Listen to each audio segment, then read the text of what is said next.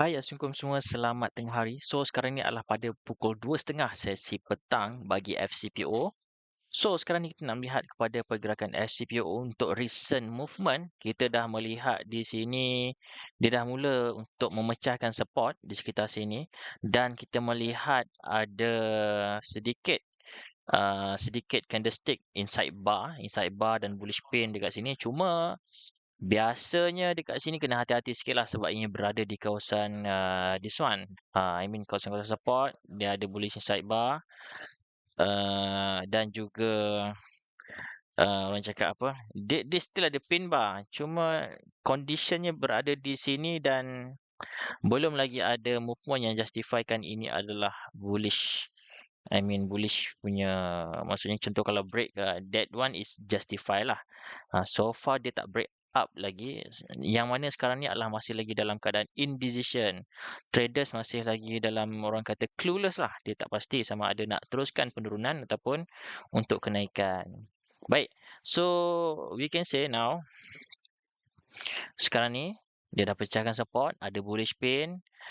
Ni tanda-tanda awal Cuma anda kena confirmkan balik untuk ianya break atas, dan bila let's say lah nanti kalau break bawah ni pun anda kena tengok juga adakah ianya mampu untuk cross back up, for those yang nak try to participate for long movement lah. Okay. Yang macam hari 12 hari bulan itu saya cakap dia punya support. Kita ada sekitar kawasan sini. Mungkin 43 something is another level yang kita boleh perhatikan lah. We can say level yang penting level-level yang penting untuk kita perhatikan bagi FCPO ini. So recent movement, sesi petang dia tak continue naik, malah ada sedikit gap down sedikit di sini. Sedikit gap down, sekitar tak banyak lah, gap down sedikit lah tengah hari ke petang tadi, lebih kurang dalam 5 tick. 5 tick lebih kurang. So kita yang saya nak perhatikan kalau boleh, sebab dekat sini kan kita ada satu kawasan support kan. Satu kawasan support dekat sini.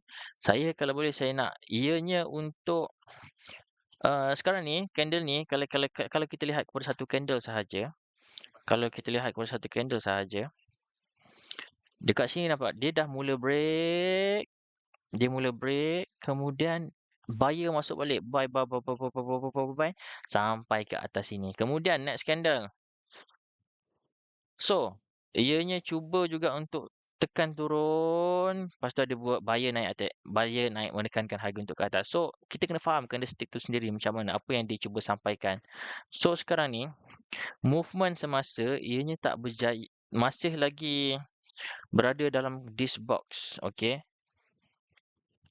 Kawasan-kawasan ni kebiasaannya, kawasan-kawasan ini biasanya akan ada orang yang letak stop loss lah. I mean orang letak stop sell ke, stop yang buy dia letak stop loss kat kawasan-kawasan ni ke. So sekarang ni ini adalah kawasan-kawasan yang di mana stop loss, stop order tu kena, ataupun mungkin ada yang sell market ke. So kebanyakannya dekat sini akan ada satu liquidity, maksudnya banyaklah volume-volume yang ada, stop loss ada, stop order pun ada. So dekat sini adalah decision penting yang akan menentukan pergerakan seterusnya. Okay. So cuma nanti kalau let's say inside bar ni dia break, tak semestinya harga akan turun.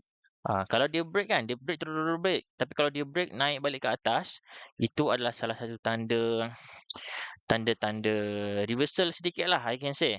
Dan kalau anda tambah dengan indikator RSI pun, kita ada nampak sedikit divergence. Oh, saya dah tambah RSI tadi. Ni saya letak dekat bahagian bawah. Ada sedikit divergence yang kita boleh perhatikan. Divergence ni pun salah satu tanda-tanda awal. Tanda-tanda awal sama ada kenaikan ataupun penurunan. So sekarang ni RSI ni moving upwards, while dekat sini kita ada price moving downwards. Okay, so dekat sini satu turun, satu naik, dah diverge. Dia tak selari, dia diverge. Dekat 30 minit, 1 jam pun should be sama. Okay, so dekat sini kita dah boleh nampak macam tanda-tanda untuk kenaikan tu dah berpotensi untuk ada. Okay. Cuma kita kena confirmkan based on candlestick pattern lah. Buat masa ni belum ada lagi yang saya boleh nampak. Kalau kita lihat MACD pun, ya, kita nampak ada sedikit divergence dekat sini. Jadi semua saya guna line MACD ni sendiri as a diverge. Lepas tu kita lihat kepada AO ke, kalau anda nak lihat kepada Austin Oscillator pun dah ada divergence, dah ada divergence yang berlaku. So meaning said, for those yang looking for sell, meaning said kena hati-hati sedikit sebab ada gaya-gaya lah. Ada gaya-gaya untuk kenaikan. Cuma saya